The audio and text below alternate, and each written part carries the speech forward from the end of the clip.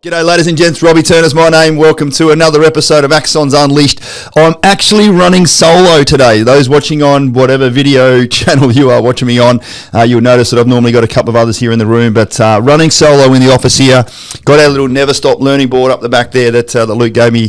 That was last year for my birthday actually, but we've got an amazing podcast guest dialing in live and uninterrupted, coming in direct from Townsville, Mr. Jonpaul Baran. JP, how are you, brother? Yeah, I'm good, mate. I'm very well, thanks. Thanks for having me on your podcast. Greatly appreciated, and I'm doing well. Good stuff, mate. You and I, this is not the first podcast you've done, is it? No, I've dabbled in podcast social media myself lately, and it's good fun. Bloody oath. And again, for those watching on video, you'll see that he's got a crazy hat on, and he's also got a gold microphone on, like Alan Jones style down in Sydney. Bloody, it's so cool. I said to Daniel then, where's my fucking gold microphone? But maybe we'll get there. Maybe for our 100th episode, you can give me a gold microphone. Yeah, you got to earn it. You got to earn it. That's true. I'll earn it and pay for it. How about that? That sounds perfect. Mate, so ladies and gents, listen to this one. Full disclosure, JP and I know each other as JP is an Axon client, just about to finish building his first property with us. You and Zayla come to us in sort of January 2022 and sort of wanted to put a plan together and, see how to use the property asset class to get that done. Got your first property under your belt. When did that? So building approval for that one was April this year, and they're just about to hand over the house next week, mate. So so if this podcast is out on the street by the 13th of September, then you'll see JP and I out there on social media doing a little video going, "Hey, what's up, motherfuckers?" With your first investment property. So that's going to be awesome, mate. The fact that the building approval come through in April and they're about to hand it over next week. The builders, like, let's just talk about that quickly. How's your experience been so far as an Axon client with the build underway, mate? So it's been quick. Like, it felt like every week we were signing those things for the drawdown of the loan, and yeah, it happened really quick. Like, I can't recommend Caston. Sorry, the builders. Like, they're great. They're awesome. Yeah, mate, that's fantastic that you've had a really good experience with them, and the support of the build support team in the Axon group here. It just allows yourself and your lovely wife Zayla with a couple of kids up there to keep living your lives while effectively we project manage it for you. So yeah, our absolute pleasure, mate. So yeah, full disclosure, team. That's how I know JP. That's how we come into his life. Interestingly, when we came up to Townsville, can you remind me, man? Was that late last year or early this year? I honestly can't remember. I think it was October last year. Late last year, so almost a year ago. And we went up there and then, we bloody caught up. We did a little client meetup, and then I worked out they used to work with Luke. You've actually got the Roadrunner bloody, transport, 85 transport little theme there on the back of your calf, which was really, really interesting. And just to see you guys embrace each other and hug each other and sort of talk about shit from 10 years ago was awesome to see as well. Yeah, and that's what that job does to you. You make. Obviously, there's the rank structure there. You like, respect. You don't have to, but you do. And you make good friendships out of it. Yeah, it's bloody great, mate. So yeah, that sort of solidified our relationship, and you and I have been going back and forward on a bunch of stuff since then. So yeah, welcome to the Axon podcast, mate. I can't wait to. I know a little bit about your story, but I know for a fact I'm about to hear 5 or 6 really impactful things about your life, your journey. Why you joined the military, how your separation went, what are you doing now, and and the little bit about your life that I do know, the sharing of stories that you and I are going to do for so many other people to have an understanding of the train that's coming down their track one day is going to be life-changing. And, it's never tangible doing these podcasts, but someone someday in the future will be like, oh, I listened to episode, 76 or something with you and JP talking, and he said one thing, and that allowed me to just think slightly differently about my separation, and I actually feel better about it now. I know, bro, that'll be the case based on what the shit that you and I are about to talk over the next 45 minutes or so. So, mate, take us back to the start. Where'd you grow up? What was your childhood like? And ultimately, I'd love to know, what was this little spark that you went, I'm going to go and sign my life away to the Defence Force? So, in a nutshell, grew up, mum and dad separated when I was 2, when my other brother was born, Ben, 2 years between us. Moved to Newcastle, grew up Newcastle, done all our schooling there until year 6, and then we moved to Sydney when mum remarried, and done my high schooling in Western Sydney, Mount Druitt. I'm not that sort of person. Trust me. I just did my schooling there. It's all good, mate. I got straight into the workforce at school because I realised what earning money was, coming from an Italian background, seeing my grandfather. Well, I won't go into that, but he's about money, investment. So I was around at a young age, but I never really did anything. Just working. Few odd jobs after school. I got into Sony Entertainment when DVDs and all that sort of stuff were big things. Worked my way up management up there. Loving life, enjoying life. Then my brother Ben, who's 2 years younger than me, joined the army as a combat engineer. Nice. And I'd speak to him when you go to church at Kapuka, and it was him. He started the fire in the belly. I'm like, what's it like? He's like, best thing, get away from home, get away from mum, get away from dad, live your life. The mess was amazing. Everything, the drinking culture back then. Oh, I miss those days. I'm sorry, but and he made me realise that there's something else better out there. So I went into Parramatta recruiting. I said, hey, my brother's in. I want to join. What do I do? And he goes, we can get you in as a truckie right now. I was like, yes, semis. I'll drive trucks. Happy days. Literally signed what I had to, put all the paperwork in. Then I had to do the testing. Your blood tests, all that sort of stuff. Got to about to get on the bus. I had a neck tattoo, which I didn't get covered up. Pulled off the bus, had to go get laser tattoo removal. That put me 6 months behind. That shit, no shit. And what year was this? Remind me. This would have been November 2011. 2011. 2011. So even at 2000, do you know if that's still the case now? You can't have neck tattoos when you join? No, you can have when you wear your polys. So when you're like that. Yep. You can't have. You can have it on your back, like up your back of your head. You can't be on the front of your neck. You can have a certain percentage of your hands done, which is all bullshit. But anyway, that's all changed now, and I had to go through 18 excruciating, painful thing to get tribal off my neck. But as I said, I was getting into the job I wanted to do. Good on you, man. It's this canvas is clean except for I've almost got like a set of wings on the back there, and I've got Carpe Diem written with a little commando symbol in the middle. So for those of you that have the unfortunate experience of seeing me with no shirt on one day and look at my back, you will see the tattoo there. So yeah, mate, but apart from that, I am a clean skin, so I didn't have that issue. Not that they really probably gave a fuck back in 1990 when I first joined anyway. But that's interesting, man. I did not know. There's the first little bloody thing about you that I didn't know, that you had to go and get a bloody laser neck tattoo done. Yeah, put you back 6 months. So isn't that sliding doors moment? There is a platoon or two of people that you should have gone through Kapuka with that you didn't. That therefore the experiences that you had with those people that you did go through Kapuka with would have never occurred. I love sliding door moments in life. And you never know that if you walk in one door and you don't go in the other, you'll never know what could have occurred. I had a few of those that happened in my life as well. Go back and listen to previous podcasts and what about the shit that happened there. But it would have been fucking life changing. But mate, yeah. So when you went back to Kapuka and you're on the bus the second time, tell us about your sort of the first couple of weeks when you're actually there at Kapuka and they're sitting in the same church that Ben was in and having a beer up at the bloody the boozer eventually, etc. So. We'll go back to on the bus at Parramatta, jumping on the bus. They're all hunky-dory. As soon as that door closes, the sergeant stands up and starts yelling. And we just look at ourselves like, what have we got ourselves into? Yep. And then you do your stops along the way. Sydney to Kapuka there's not that far. It was all done in a day. And, in suits, and it was hot, and it was in November, and it was terrible. And, we're just talking amongst us. Like, you're forced to be, I wouldn't say friends, but the person you're sitting next to, well, guess what? You got to know who they were pretty quick. Yep. You're both going through this shit together, as is the rest of you when you find out your platoon. And, you get off the bus there and you're in this big hall and they put you in your platoon. I was 34 platoon, got that tattooed on me with Carpe Diem. Did you really? Yeah. Bloody hell, that's something else. Shit, this is gold already. I loved it. I thrived off it, I enjoyed Kapuka. I really did. I think my mother set me up for that with her strict lifestyle, rules, discipline, nice. Bed making. Like when we had to make a bed, I was like, this is easy, like that sort of stuff. But I thrived off it. I loved it. I did fuck up that on that bear pit when I went to charge and run. I stacked it. Ooh. And that was embarrassing. But got up, way I went, and yeah, it was good. Kapuka was good fun. If you want it to be fun, you make it fun. Mate, if everyone's really honest with themselves, if you hit the obstacle course as hard as what you fucking can, you will trip and fall and slip or slide on something and go, oh, that didn't fucking turn out too well. But it doesn't matter. I've got to keep going hard. That's what it's there for.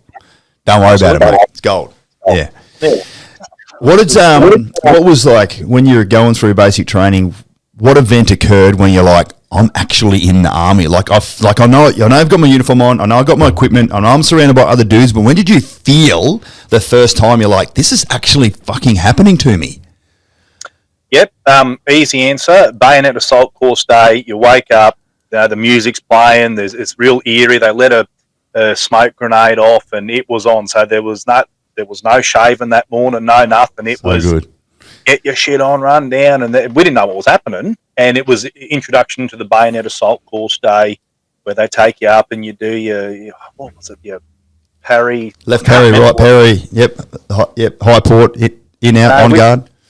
Your face paint on, you're firing rounds, you're doing section. It was just such a good day. I was like, holy shit! Like this is training. This is next level. Like this isn't marching 2s and 3s, breast pocket height, sitting at the range. This is full on. Let's go. Love that, mate. Loved it. You know that I went down there as an instructor in '99.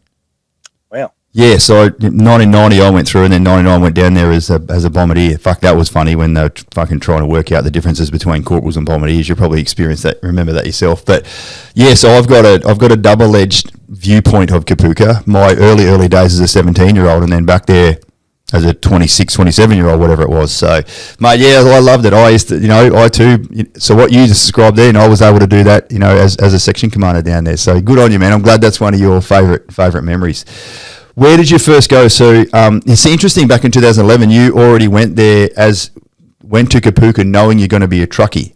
No. I was getting onto the bus. I was going onto the bus to go to Kapuka. That's when they noticed the neck tattoos. I didn't go to Kapuka. Right. Yeah. Got it.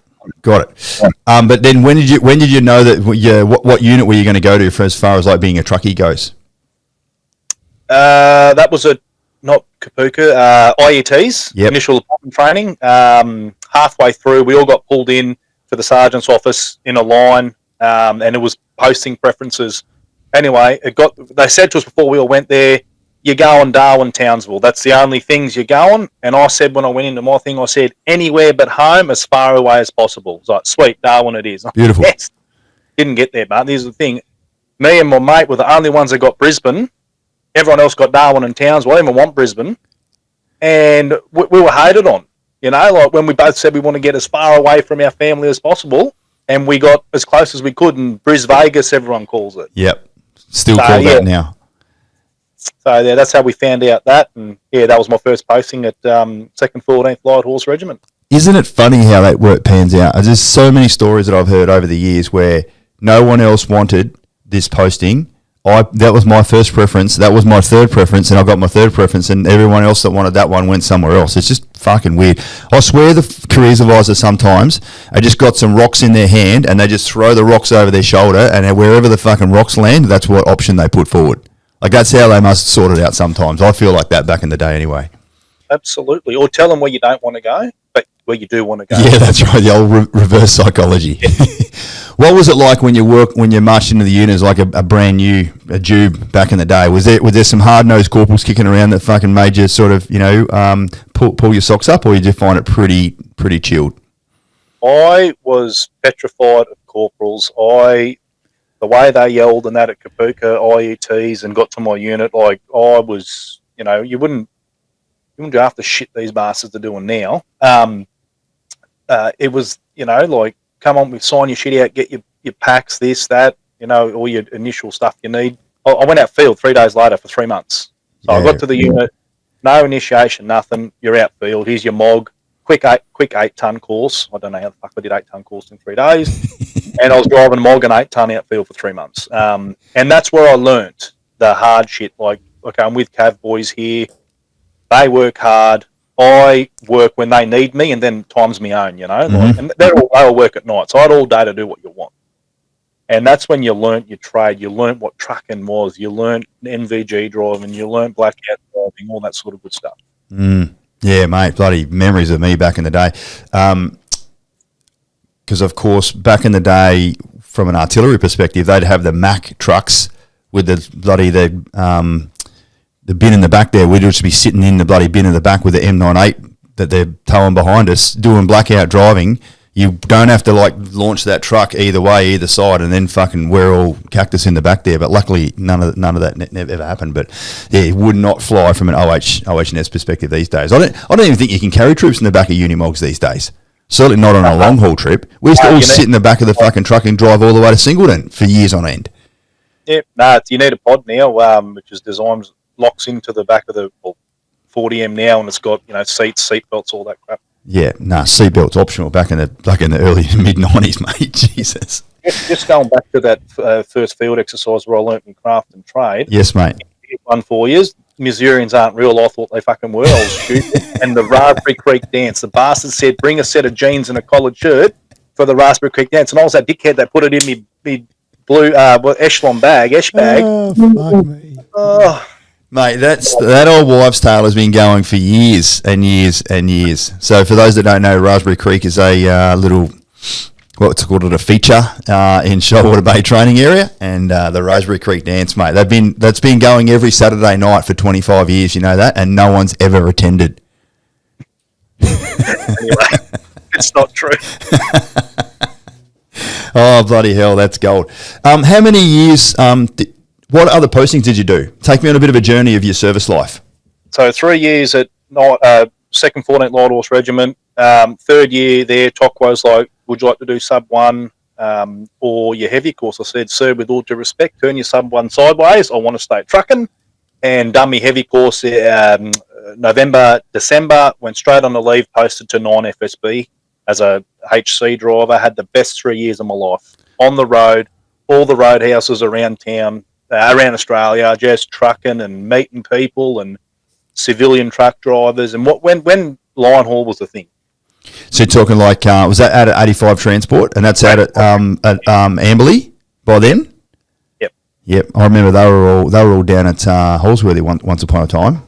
Moorebank prior to that. Yeah, Moorebank. Yeah, that's what I meant. Holsworthy, Moorebank region. Yep.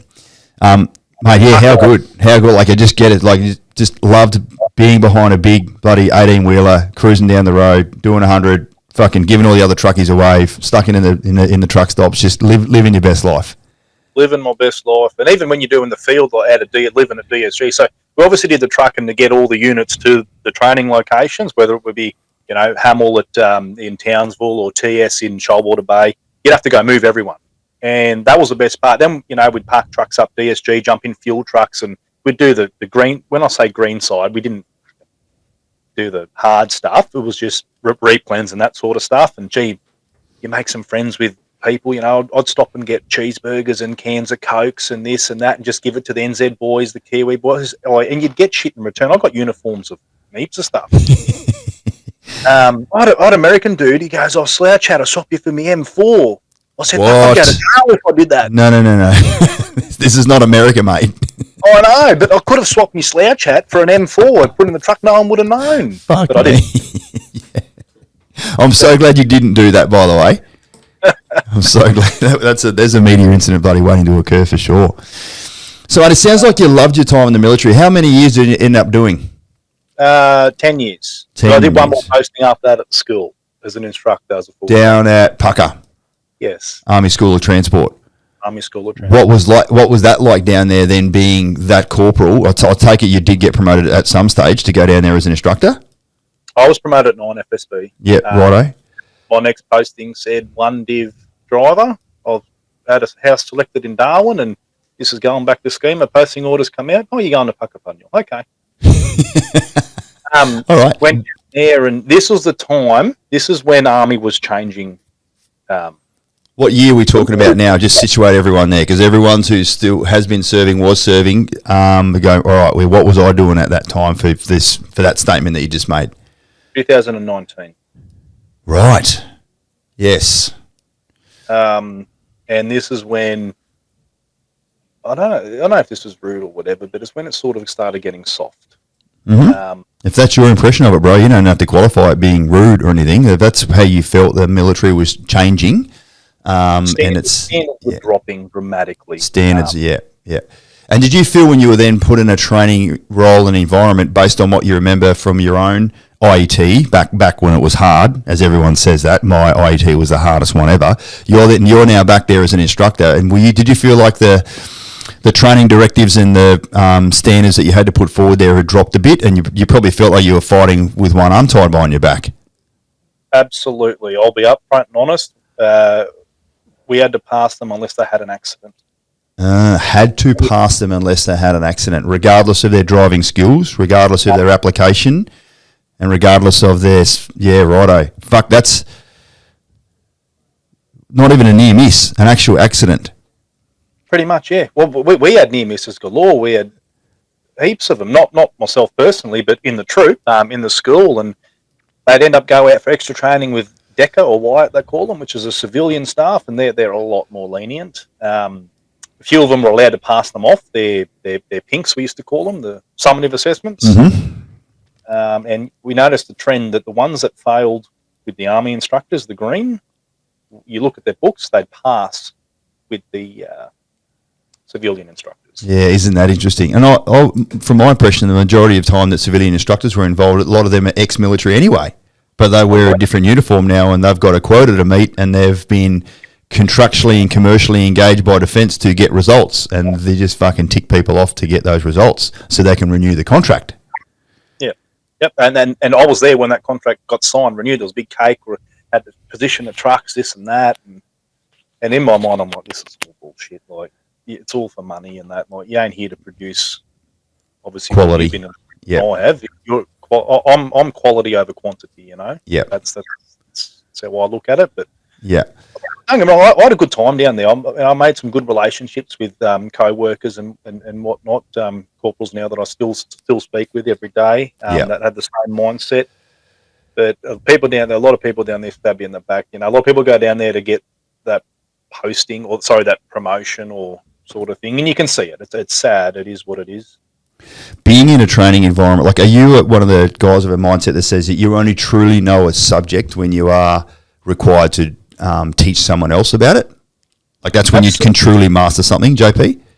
Absolutely. I remember my first lesson, I was shitting bricks. Like, I was all confident, prepared, ready to go. But when you stand up and you're like, during this lesson, and that hits you then, you're like, I'm now teaching the next generation of people. Like, there's no games here. Like, I've got to deliver this content properly, thoroughly, because if not, someone's going to have an accident with them, you know? Like, yeah. And absolutely, answer your question, yes, absolutely. Yeah, mate, good on you. It's such a wonderful.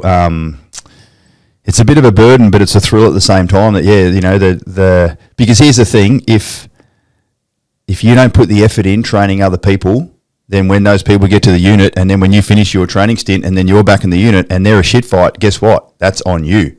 I say that about Luke all the time. I'm like, I was one of his instructors at Duntroon. Everything good that he does, I taught him. Everything that he fucks up, I was not there to help him with that one. Jokes in mind, of course, but you get the picture. Absolutely. Well, when I was at non-FSB or whatever, and new recruits straight out of IETs come post in, what do they say is, oh, Corporal such and such, you know, he was good, he taught me this, or Corporal such and such, he was lazy. You know, your name, your reputation is everything, and that comes from when you post to a training establishment. No one gives a shit when you're at a unit and you're a corporal, you know, because it doesn't matter. But when you're at a training establishment, that's where your name starts and ends, so to say. And I bet, no doubt, that in your mind, you still remember your corporals at Kapuka and you still remember your corporals at IET. Such as the impact they have, lifelong impact. I still remember mine back in the day. So, you know, you're absolutely right. I went riding with one of them for Legacy last week. Yeah, good on you. Stretch Landell, top bloke. He lives down the corner. He's out now, and definitely remember him. He's 7 foot tall and genuine family man. So when did the balloon go up for you then, mate? Because I just get a sense you were loving your life in the military, done a couple of really high tempo and really enjoyable postings, ticked the box down there from a instructional perspective, taking charge of making sure the next sort of generation of Army drivers coming through had their shit together. What happened then? I started having a bit of health issues. I had surgery when I was early in my career for my legs. compartment syndrome. Look, there's no shame in getting help and surgery, all right? Of course. If you need it. So both my legs go, and that was from constant field pack marching and all that sort of stuff early in my career, which my body wasn't used to. I'll put my hand up and say that. I wasn't conditioned for it, but guess what? You just shut up and done it. Mm-hmm. So that started to flare up. My wrist, I had to have surgery on my wrist for carpal tunnel. Then that's from driving, because I drive, hours a day on the big trucks, whatnot. Back issues where I had compressed discs, which I never got properly fixed, because I didn't want to lose my job. I didn't want to get out then. I was worried, back in those days, like, if there's an injury, they're going to boot you out. Mm. And then COVID hit, and I sort of, how do I explain this? I had the time, so there was no training stopped, obviously. Everything was shut down. And then except for medical and all that sort of stuff, I had the time to go and get professional help, which wouldn't impact my career because I wasn't teaching. And that's when all these little things started coming out, like I had, this is pretty bad, but I had a colonoscopy and camera up down the throat and they found shit in your bowels that you wouldn't even know was there. Mm. And I recommend if you're over 30, you go get one because it may just save your life.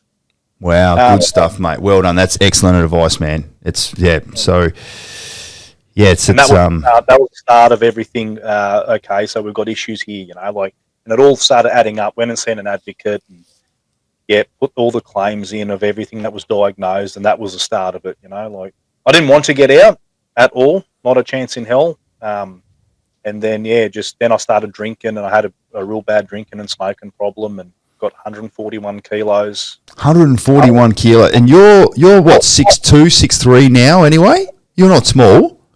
No, 6'1". 6'1", right? You're taller than me. I was like, oh yeah, this bloke's bloody taller than what I thought he was going to be. So you're 6'1" and $1.40 kicking around, and not in good order. Yeah, that would have been as well. Yeah. And there's no shame in that. I was one of those idiots that never believed in mental health until it happened to me, and I'm so sorry for any digger that I ever had. If I ever turned a blind eye, I am sorry. But it's not until it happens to you realise that it's a thing. Yeah. I'm first to admit that. I can totally relate to that. I've had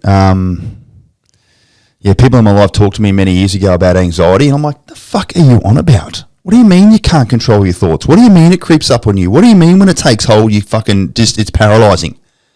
Until it happens to you. And I'm like, now I know what you're talking about. I totally get what you're saying. So, mate, it's what a brave thing for you to say, what a humble thing for you to say, apologize to those people. And I'm like, so what's the lesson out there for everyone else? If you're in a leadership position and you haven't experienced any sort of mental health stuff and those underneath you are going through it, just even fake some empathy and fake some understanding. Just listen. Yeah, good on you, mate. Don't shut them away. Say, oh, you'll be right. Yeah, it's bloody crazy, mate. Good stuff. When did you sort of first get a bit of a thing and go, all right, I can feel some momentum now happening, and I know you're getting some help. I know you got the claims in, whatever else, but like, when did the balloon go up? Going, noting what's going on at the moment, my career in the military may be starting to come to an end. Yeah, it was. I was sitting down with the doctor down at Pucker there for it was a review because I was getting reviewed every fortnight because I was on pretty big drugs, Duramine and whatnot for weight loss to try and get back because I had high blood pressure, everything. Right, wow. And that's when it was spoken about where I think it's time to you can't serve in the military fully to your capability anymore. Obviously, it's best that we look at going down a medical discharge path and getting everything cleaned up and get yourself sorted because you don't know how long you're going to have left if you keep living like this. When you heard those words for the first time, MD, how did that make you feel? How did that drop? Oh, shit scared. I was like, what am I going to do? What's, and I had my other half. What's my life going to look like? And that's all I thought about was, well, let's be honest. You need money to live. Like you need to provide. And that was a big wake up call. And then found out we're having kids, and that there was the final straw where I had to do something. That was, I need to clean my life up, lose me weight, get off the smokes, get myself sorted. And that's when I went down that path of medical, like fully committed to, I need to get out now here so I can look after me kids. Bloody hell, that's so powerful. There's another mate of mine here in the Gold Coast that did a short time in the military. He's been a rat bag for years and years. He had one kid, didn't really rein him back in, but the moment he had his second child, he's fucking cleaned his act up like the other end of the pendulum. Totally doesn't drink anymore, doesn't hardly go out, full family man, fully committed to making sure that now his son and his now, relatively new young daughter are being taken care of to the absolute nth degree. Kids are funny, man. Like us real blokey blokes that have done some bloody, some rat bag stuff in our life. Let's just encompass it that way. I'm sure you've got a wry smile on your face at those that can't see him. That's a yes. Kids are do funny things to us, mate. Kids and dogs, I would say, are the two things that bloody really level people out. So the fact that, your partner decided to then start a family, mate, and that bloody pulled you into gear, it's not the worst thing that can happen, put it that way. Yeah, well, that's right. Like, what would have happened if we didn't have kids? I don't know. I would have maybe lied about everything and tried to stay in as long as I could, or I would have got out and just been an alcoholic and 6 foot under. Like, who knows? Like, I don't know. But the kids definitely was the saving grace for sure. Another sliding door moment for you, mate. Yeah. So good. Yeah. So good. Not so much on the back pocket, my God, this day and age, but it's worth it. Kids do cost money. Kids do cost time. And we've got a number of parents here in the Axon office that have got youngsters that are in daycare. And let me tell you, there's viruses at daycare that are ripping through stuff all the time, and the bloody parents have to go back home and take carers leave. Well, it's almost bloody every second day. It feels like that anyway, which they don't enjoy, but it's just the joys of having kids, I suppose. When you want to be able to be in the workforce and you don't have family look after them, then they go into daycare and they're exposed to all the other viruses going around. So bloody crazy times. So you live up in Townsville. So just talk us through the actual process of the separation and of the medical discharge, and then the uplift, and why did you choose to go back to Townsville? And because I know there's a bit of a story behind that as well. So I got out. What year was it? 21, mid 21, mid year, right after financial year. So I was out. I had no more ties with the army, living in Pucka. However, my other half was posted at School of Armour, so she still had the rest of that year there. But she was on a maternity leave because of the kids. Yep. So obviously it had nothing to do with me anymore. Her schemer stepped in and said, "Your next posting, where do you want to go?" And I think she said Townsville. We wanted to get out of the cold, get out of COVID, because we were locked in for that 3 years of COVID was hell. Yep. Dan Andrews said borders open up on the Prime Minister said borders open on the 17th of December. That's when the travels open again. We rang up Toll and said, we want out of here on the 17th of December to Townsville. Get us out of here ASAP. Make it happen. Later, we had our shit packed up. Toll packed us up. We're in Melbourne for 2 weeks just waiting for the borders to open in the accommodation, on the plane. Me, Zay, the 2 kids, landed in Townsville. We had a month, obviously. We got the house straight away, unpack, all that sort of good stuff. Sailor started there as a full track there up in Sisby. Mm-hmm. This is our 3rd year now, so this is our 3rd year up here. Absolutely love it. I got offered Townsville postings my whole career. I said, no, shove it, stick it. I wish I took it. It's a good spot up there, isn't it? Yeah. The lifestyle's amazing. Yeah. Absolutely amazing. The weather's great. She's doing all the sergeant's courses now. And yeah, like life at the moment up here is going well. It's one of the parts of your story that I love the most is that you've still got that half a foot, or the 50% of your family unit, i.e. Zayla, is still in defence. So you've got subsidised housing. She's got access to like all the good things about defence. Your family unit still gets to benefit from that. So as opposed to just imagine having a civvy missus with a couple of kids, and she, I don't know, didn't have a career or something. Where might have that have put you? Very different place is the answer. Probably living back home with mum in Newcastle. Shit. There you go. Yeah. Yeah, mate. If you're in defence or your partner's in defence and you live in defence housing, don't give it up. Stay in defence housing. Good advice. Don't go and buy your own house. No. Nah, too many people I know have fucked up, put it that way. Their expenses have doubled, if not doubled and a half. They're struggling now. I'm like, just I live in DHA. Do the investment side. Do this, do that. And it's just it's sad watching them. Like, yeah, mate. It's part of the reason why we exist, mate. There's so many videos and bits of content and little case studies we put out there about, if you're living in a place like Townsville, certainly the place is not going down in value anymore, but it ain't fucking going up in value fast enough for me to go and park money up there. Like, if Townsville was an awesome place to buy, do you think that me and the rest of the Axon crew would have fucking 3 houses up there by now? Of course we would. That's what... Before I put my Axon shirt on, rest assured, mate, I'm running my own property portfolio and my own wealth creation strategy. So why wouldn't... It's a bit of skin in the game there, but it's a telling story. So... RA and or Marrick Quarter has never been so valuable, i.e. the cost of living has never been so cheap, because, we're literally about to do a brand new series of information whereby we have refreshed all of our baseline education stuff, and it'll cost you the better part of $1,000 a week to live in your own home, even when you got your DOHAS subsidy coming your way, because interest rates are higher at the moment. Imagine paying fucking $1,000 a week to live in your own home up in Townsville. This is not really going up in value much. Fuck that. That's dumb. And you got rates, insurances, all the shit that goes with it, like maintenance. Like, you got to cover your own maintenance. Guess what? You don't just ring up DHA, say, hey, my aircon's blown. Yep. You ring up the contractor. Hey, there's $5,000. Fix this. Yep. All that stuff that comes with it, mate. Yeah, for sure. So, all right. So you've landed up in Townsville. Zayla's working at through a 3FSB, whatever it is up there. What are you doing? What like? Actually, another thing I love about your story is that you have turned into being the father of the year. Tell me about how much you just bloody love taking care of your kids and stuff, mate. I am with my kids nearly 24/7. That's my job now. Is I look after my children. I've got twins who are 3.5 now, and I spend every minute with them. They don't have iPads or this or that. They get half an hour of TV of an afternoon when I'm cooking dinner. That's it. My kids are outside like they are now. They're doing their swimming lessons now.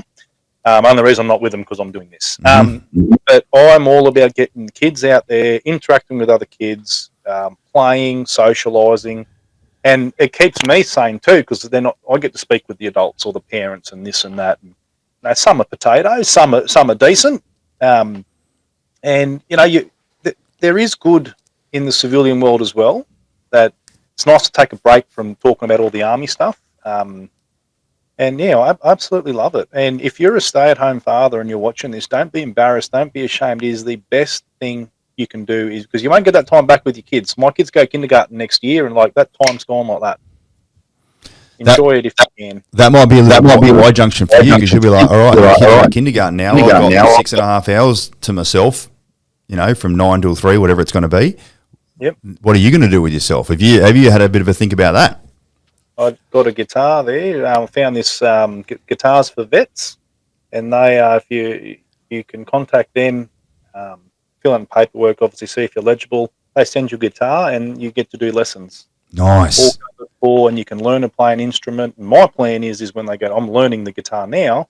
Go sit at the Strand when the kids are at school and just play some nice Spanish music and just watch the ocean. Do my cardio, that sort of stuff along the Strand there. Then go pick the kids up, come back, cook dinner. I've turned into the bitch. Okay, I'll admit that. That's good. Your term, not mine, mate. But look, at the end of the day, if that's what works, it's what works. And I bet Zayla loves the fact that the kids are with you, they're at home, you don't have any childcare costs, they're safe, they're being looked after, they're living their best life with dad. And then, when she comes home from spending a hard day's work in the military, whatever she's doing there, and, no doubt she's sort of bouncing in and out of going on field trips as well. Yep. Field trips, courses, overnight, weeks away in the truck, absolutely. Yeah, nice, mate. So, it works for you guys. How many years have you guys got left up in Townsville? And do you reckon that she'll probably ask for a back-to-back up there? Noting it, I get a bit of a sense you guys really are sort of settled up there. So she's nearly sub-1 qualified, goes down to Puckapunyal for 3.5 weeks, end of this month, early next month for sub-4. So she'll be fully qualified on successful completion of course. But as I said, now all you got to do is attend. Now, and Schema have turned around and said that she's got a 2-year posting at Land 121 up here. So that's her instructional tick posting done as a full track. However, she's come home from work, not yesterday, the day before, said she got dragged in the RSM's office and she may be offered a pack letter because her PARs are really, really good. Great. And outperforming all these other potatoes that have worked there that have been in since breakfast. Now, in saying that, there's not guaranteed we stay in Townsville.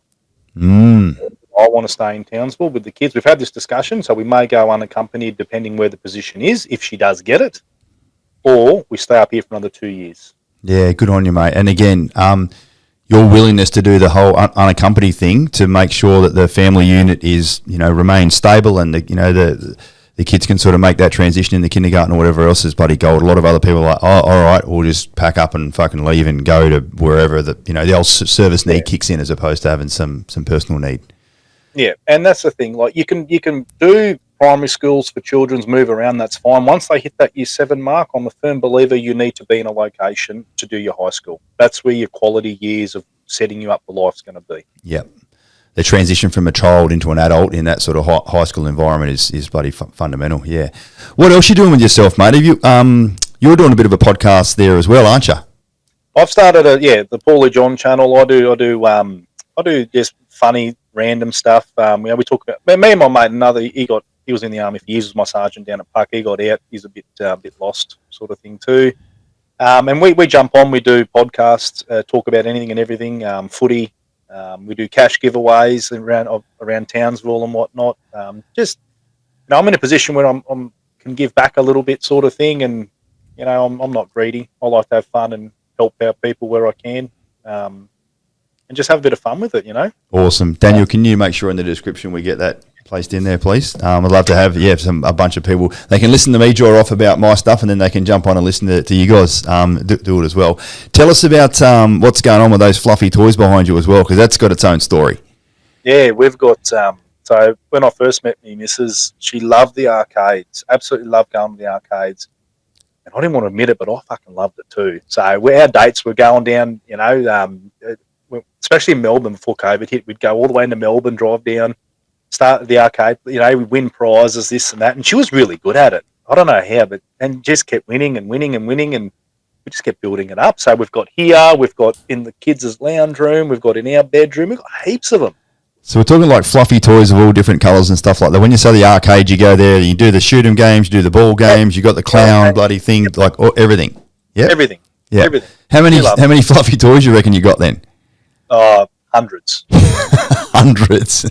Hundreds. Oh, well, what I'll do is I'll send a photo to you after this on the phone of all the fluffy toys. That'd be amazing. Yeah, mate, because then people actually can see the scale of it all. You said something amazing when I jumped on. I'm like, what are you doing with all those things there? You said the kids can play with them, lots when they're a bit older.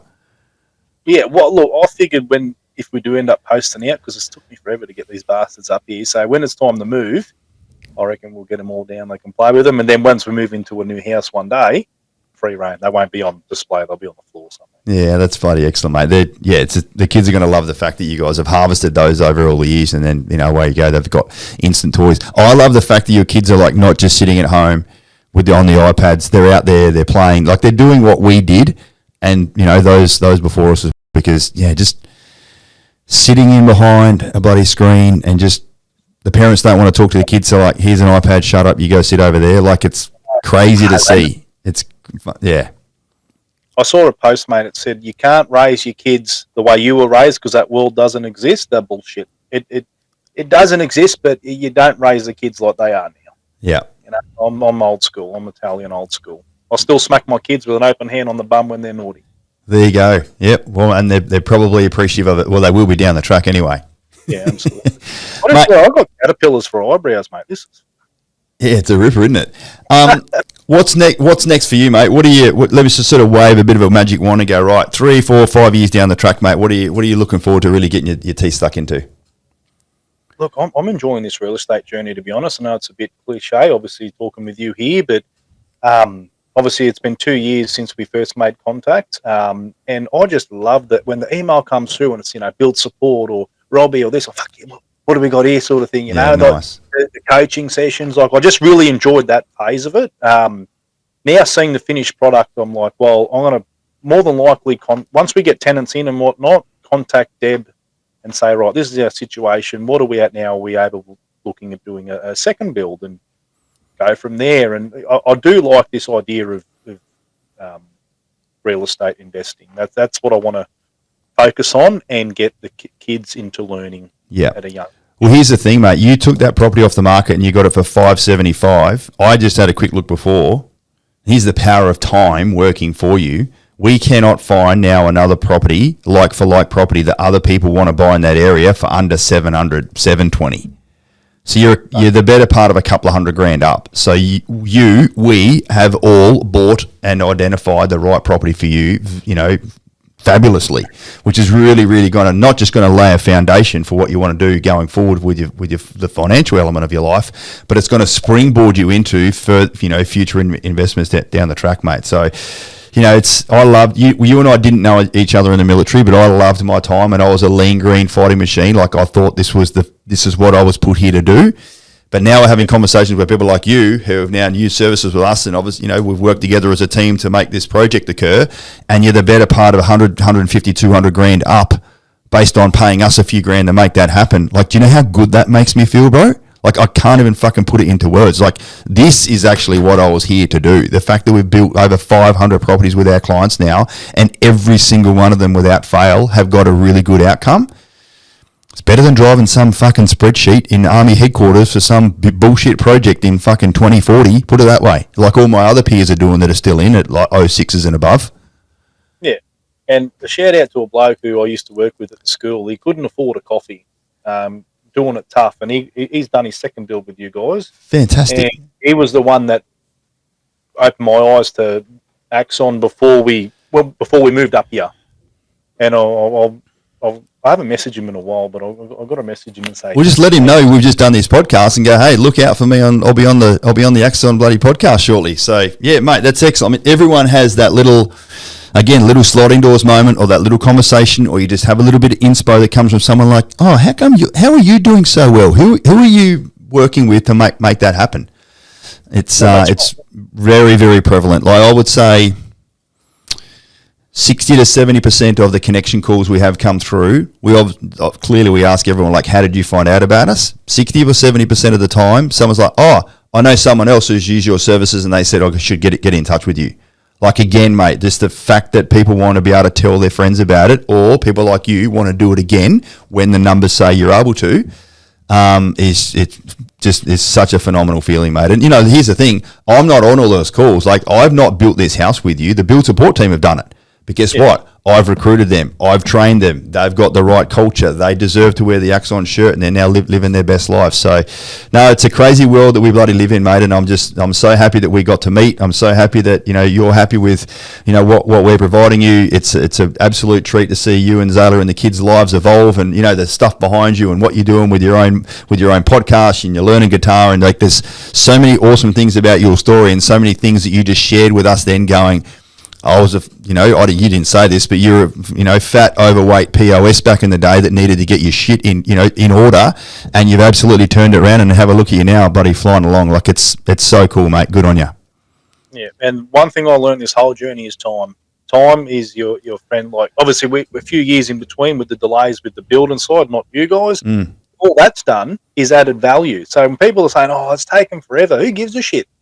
You know, that time's working for you, but you got to get in. You got to start. I was on the fence myself until I jumped, and I'm glad. I wish I jumped earlier. Yeah, it's a good point. As soon as you put an EOI down, if there's a delay to land registration and land settlement, you're making the market's moving underneath you, but it's not costing you anything. So we've got one project in the northern part of Brisbane, which was supposed to register. What are we now? September. It was supposed to register this time last year. Now we've just got word, and the guys went up there and did a site survey the other day, the land is not registering until the first quarter of 2025.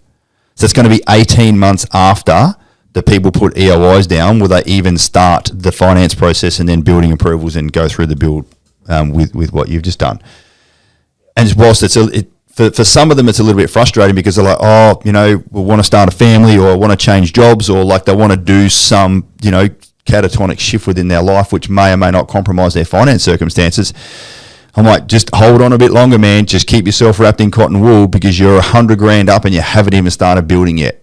I'm like, oh, all right, yeah, fuck. We'll delay having that kid because this is now going to be a real springboard. Like exactly what's happened to see yourself and Zayla is going to occur with these ones. So patience is a virtue, man. Like I know we can have everything come our way, you know, very quickly these days.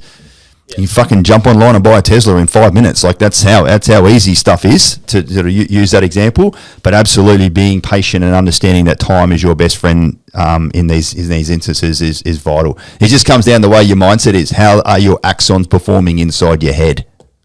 Pretty much. That's exactly. Yeah, gold. JP Baran, thanks so much for joining us on Axons Unleashed, mate. I know there's going to be plenty of people that'll just pick up like awesome little tidbits from your journey and how it's been there. Thank you for being so raw and real and authentic and sharing stuff. And I can't wait to see you next Friday, mate. We'll go see the property. And here's one thing I will promise you: we are having a beer after we see the property. How's that for you? Sounds perfect, mate. Looking forward to it. Ripper. Thanks for having me on. See you then, buddy. Good on you. Have a great night. Thanks, mate. Bye.